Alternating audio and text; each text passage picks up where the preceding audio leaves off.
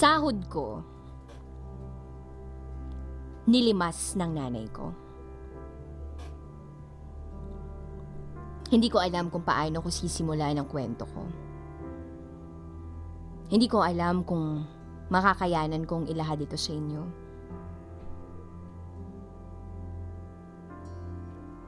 Ako si Rosaline, 35 years old, domestic helper dito sa Lebanon. Hiwalay sa asawa at may 3 anak na puro lalaki.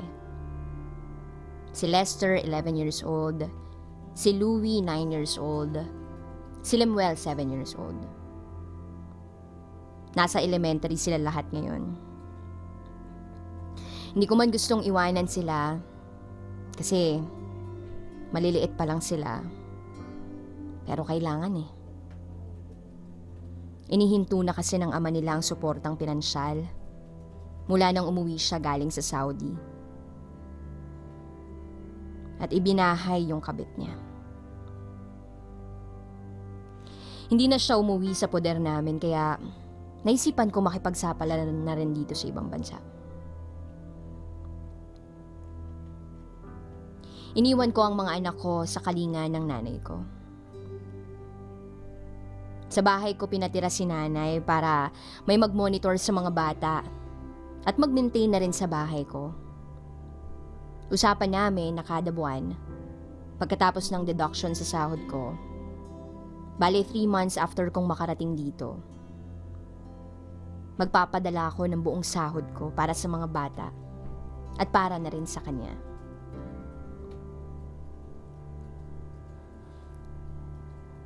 Nang dumating ako dito sa capital ng Lebanon, napakababa ng sahod dito. Hindi sila tumapad sa kasunduan. Wala rin akong day off at walang mobile phone. Hindi allowed sa pamamahay ng amo ko. No choice kung hindi sumunod sa policy nila dito. Ang roaming ko at cellphone nasa loob ng panty ko. Dahil kada may topak ang amo kong babae, naghahalughog siya sa kwarto ko. Nabilis akong naka-adapt sa klima dito. 2 ang alaga ko, puro lalaki din. Isang 8 years old at isang 5 years old. Nakikita ko yung mga anak ko sa mga alaga ko. 2 buwan mula nang dumating ako, wala na akong naging balita sa kanila. Hindi man lang nagte-text ang nanay ko. Kaya ang ginagawa ko kapag namimiss ko ang mga anak ko, nilalambing ko ang mga alaga ko kapag wala ang mommy nila. Selosa kasi yun. Hindi na ako nakatiis. Nakipagkaibigan ako sa mga Syrian dito. Mga construction workers sa kabilang building.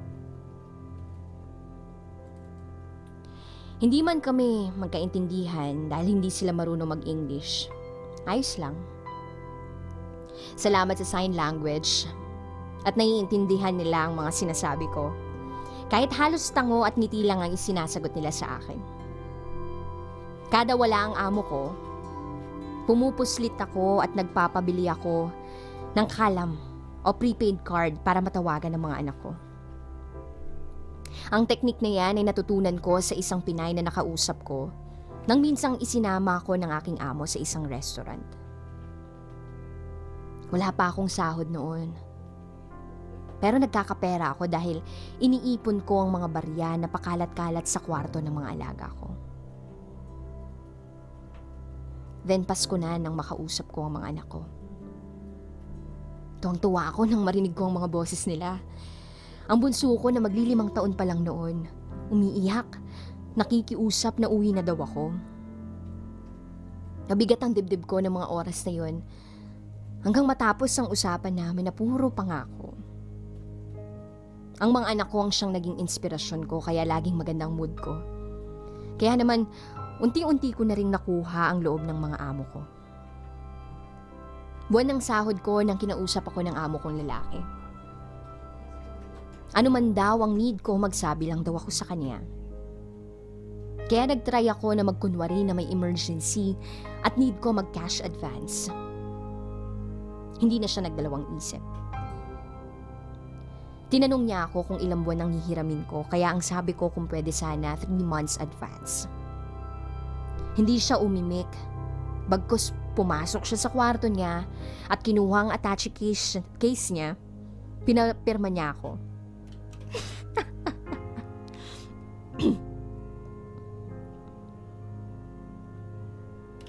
4 months salary. Hindi daw yun advance. Kasi yun daw ang sahod ko nung first month ko. Bale wala akong deduction.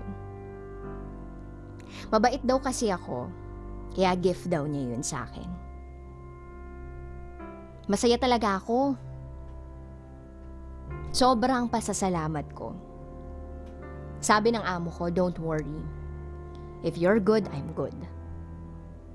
Just take good care of my children, okay, Rose? Tango lang ang sinagot ko. Pinasulat niya sa akin kung kanino ko ipapadala at kinabukasan nga, inihulog nga niya. Nagpabuli-uli ako ng kalam sa Syrian at tinawagan ko ang mga anak ko. Saglit ko lang nakausap sila dahil si nanay na ang nakipag-usap sa akin. Masaya siya na magpapadala na ako ng pera. At ganoon naman ako. Kaya panay ang bilin ko. Nay, ibili mo si Lester ng bagong uniform. Si Louie ho, bilan mo ng bagong bag. Si Lemuel, bilhan niyo rin po ng mga bagong laruan. Tsaka Nay, kung ano ho ang gusto nila, sige lang po, ibili niyo po. Ikaw na po ang bahala sa kanila. Tapos papipinturahan niyo po ang bahay ha. Ikis mo na lang po ako sa mga bata. Pahabol ko pang bilin. Oo anak, huwag kang mag-alala. Basta, magpadala ka lang at huwag mong tipirin ang mga anak mo. Yun naman ang sabi sa akin ng nanay ko. Tapos naputol na ang usapan namin. Panatag ang kalooban ko. Unti-unti ko nang maibibigay ang mga pangarap ko sa mga anak ko. So lumipas ang mga buwan, araw, ilan pang mga buwan. Binilhan na ako ng amo ko ng cellphone at SIM card dito. Allowed na ako dahil na rin sa pakiusap ko. Walang sablay ang padala ko sa nanay ko. Dahil kada tatawag ako, laging may gastusin sa school. Nagtataka na nga ako kung bakit kapag gusto kong makausap ang mga bata, laging may rason ng nanay ko na kesyo ganito, kesyo ganyan. Pero panatag pa rin ako kasi nanay ko siya. Lumipas pa ang ilang buwan at isang tawag galing sa nanay ko. Aba, nagpakaba ng todo sa akin yung tawag na yun ng nanay ko. Si Lester, ang panganay ko, nabangga daw ng motor. Kailangan daw operahan. Kaya magpadala daw ako ng malaking halaga. Kaya habang nakikiusap ako sa amo ko, umiiyak ako. Na kung pwede sana 5 months advance. Plus, cash na tulong ng amo ko. Ang hiling ko.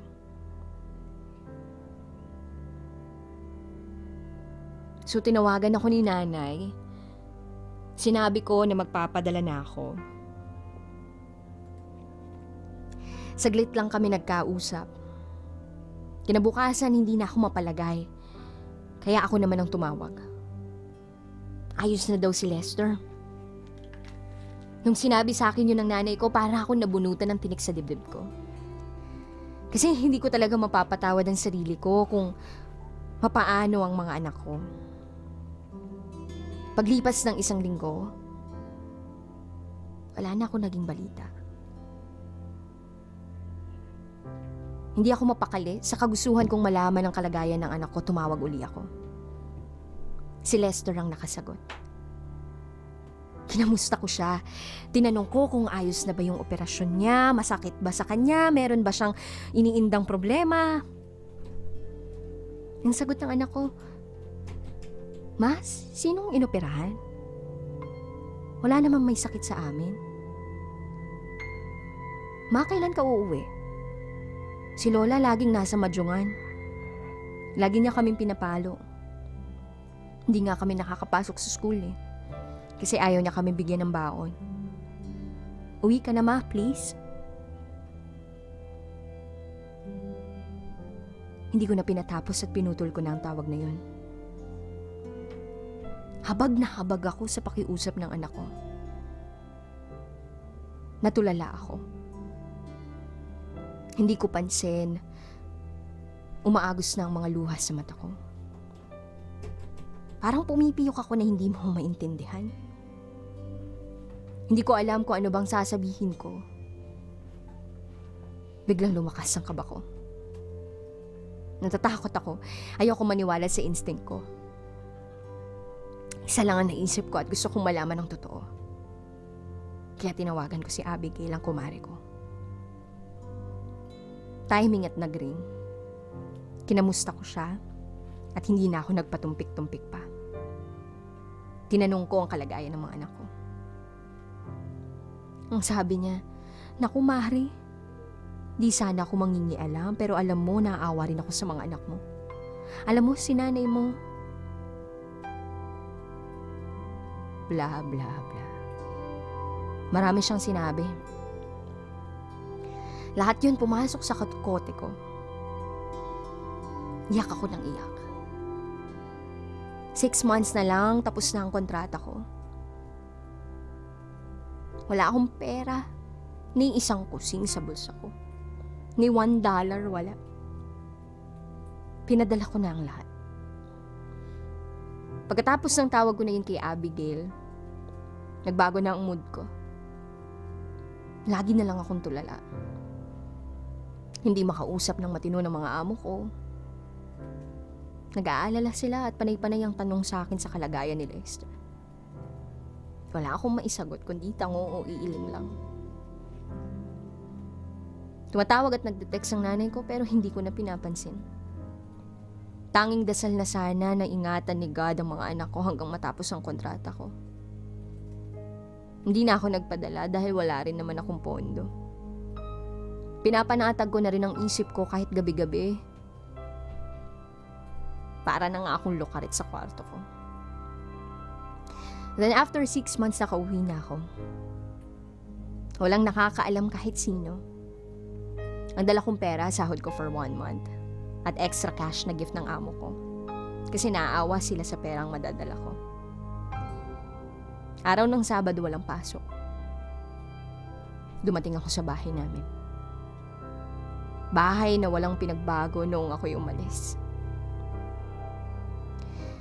Kung meron man, parang 10 beses na lumuma mula nang huli kong makita. May 3 batang lalaki na naglalaro ng Jolene. Nakilala ko ang isa. Si Louie. Nakilala ako. Patakbong sumalubong ang 3 kong anak. Para akong naistatwa. Natauhan lang ako nang hilain ni Lumuel ang bag na dala ko. Mama. Saka ako nagkaisip. Isa-isa ko silang hinalikan, niyakap ko sila ng mahigpit. Ang mga anak ko parang malnourished. Ang payat-payat nila, parang bang may sakit. Awang-awa talaga ako. Pagpasok ko sa loob ng bahay, wala ang nanay ko. Nakakalat ang mga damit, ang baho. Pumatak na lang ang luha ko.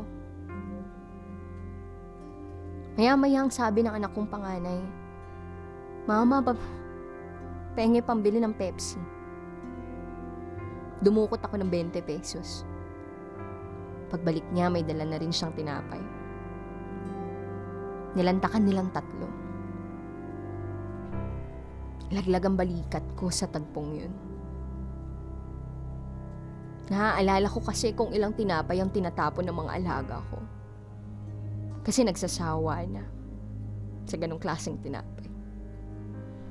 Gayong mga anak ko, parang mga patay gutom na pinag-aagawan ng tinapay na kakapiranggo. Napakasakit sa isang ina ang makita na ganito ang kanyang mga anak. Nagtiis ako para sa maayos na buhay nila pero kabaligtaran ang nangyari. Lahat ng diskarte ginawa ko para may ipantustos sa kanila. Pakiramdam ko wala akong kwentang ina. Mas okay pa yung itsura ng mga bata sa kalye na walang trabaho ang mga magulang kaysa sa mga anak ko na binansaghan naman sanang OFW yung ina pero mga mukhang gusgusin ang mga itsura ng mga anak. Awang-awa talaga ako. Alam niyo yung pakiramdam na parang hinihiwa ang puso mo? Yung parang tinutusok ng karayom. Ang sakit-sakit. Hindi ko maatim na tingnan sila. Hindi ko napansin nung maagos na pala ang mga luha ko.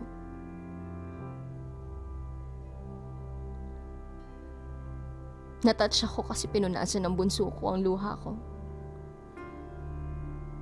Ilang saglit pa dumating si nanay. Gulat na gulat siya. Nagdilim ang paningin ko pero nakontrol ko na wag gumawa ng kahit na isang hakbang na pagsisisihan ko. Kinamusta niya ako. Hindi ako sumagot kaya umupo siya at nanahimik. Nagsalita uli siya kaya hindi na ako nakatiis. Pinalabas ko ang 3 bata at binigyan ko ng 100 piso si Lester para mamalengke. Pagkalabas nila, tinitigan ko si nanay. Ito ang lumabas sa bibig ko. Nay, bakit hindi ka pa mamatay? At bakit hindi ka pa namatay? Hindi humihinto ang luha sa mga mata ko. Umalis na kayo bago pa magdilim ang paningin ko. Alis, layas! Nagwawala na ako. Lahat ng makita ko, binabalibag ko. Lahat ng mahawakan ko, inahagis ko. Hindi kayang pawiin itong sama ng loob ko. Dali-daling lumabas ng bahay ng nanay ko. Lahat ng kapitbahay namin nakikiusyoso at wala akong pakialam. Gusto kong magwala, galit ako sa mundo, galit ako sa sarili ko, galit ako sa nanay ko. At bakit? Ano bang kasalanan ko at kailangan ganituhin niya ako? Binigay ko naman ang lahat. Ang sa akin lang sana, yung mga bata inalagaan niya. At bakit naman ganun? Apo niya yun. Ang sakit lang sa loob ko na makita yung mga anak ko na parang malnourished. Simula noon, hindi ko na inisip na may ina pa ako. Masakit. Oo, sobra. Ina ko pa rin siya. Pero mga anak ko nang pinag-uusapan dito. Mas maigi pa pala kung sa ibang tao ko na lang pinagkatiwala ang mga anak ko. At baka sakaling hindi ganun kasakit ang nararamdaman ko. Pagkatapos ng 1 buwan na bakasyon, bumalik uli ako sa amo ko. Ang mga bata iniwan ko kay Abigail. Pero bago ako umalis, tinuruan ko si Lester gumamit ng cellphone. At sabi ko sa kanya, ano man ang mangyari, mag-text lang siya agad sa akin. Sa ngayon, 6 na buwan na lang at matatapos ko na ang 2nd kontrata ko. Nakaipon na rin ako para sa pag-uwi ko. Hindi na ako babalik. At ako na lang mismo ang kakalinga sa mga anak ko. At kung nasan man ang nanay ko ngayon, wala na akong idea. Kahapon Mother's Day.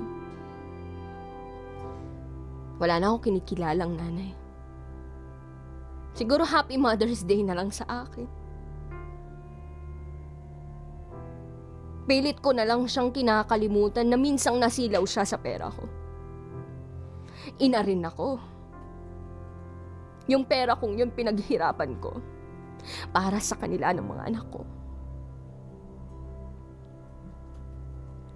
Pero kahit anong gawin ko, burahin ko sa isip ko na nakagawa siya sa akin ng kasalanan. Kasalanan sa mga anak ko kasi hindi niya inalagaan.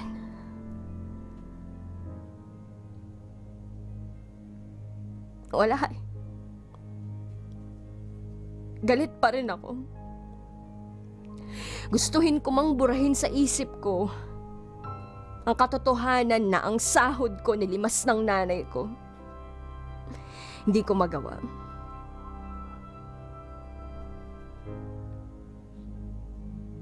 Huwag niyo akong sisihin kung hanggang ngayon galit pa rin ako sa nanay ko.